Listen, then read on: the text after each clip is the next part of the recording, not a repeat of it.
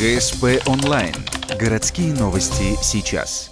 Вторник, 15:00. Горадминистрация. Встреча Игоря Михеля с представителями ухтинских перевозчиков на пассажирских маршрутах. Предприниматели требуют, чтобы им компенсировали перевоз льготников по социальным проездным билетам.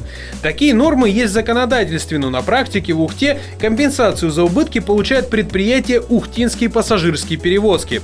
Профсоюз автоперевозчиков «Вояж» настаивает, целевые деньги предназначены им, а не компании. В остатке необъявленная война между участниками и руководством УПП. Просто-напросто. То есть те люди, которые пытаются бороться, как каким-то образом отстаивать свои права, он их ущемляет.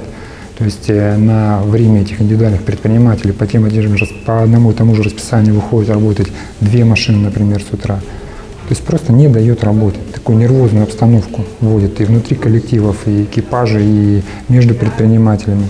И, естественно, все это сказывается на качестве услуг. Для компенсации убытков УПП предложила перевозчикам ряд послаблений. Бесплатная предрейсовая медпроверка, механик, теплая стоянка за полцены. Однако предприниматели не согласны. Потери от бесплатных льготников гораздо больше, чем цена бонусов. Руководство ухтинских пассажирских перевозок видит причину убытков в другом. Что у нас государством дано определенная льгота, дано 40 поездок. В связи с тем, что у нас нет электронной системы платежей, то есть у нас это все только бумажные билетики, ни один перевозчик, даже мы не можем доказать, что, допустим, льготники ездят не 40 поездок, 80, могут 20 ехать.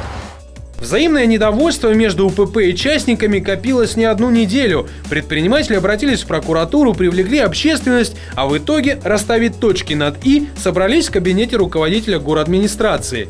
После протокольной съемки двери для СМИ закрыли. Уже позже стало известно, автоперевозчики все-таки будут получать целевые деньги за льготников по социальным проездным.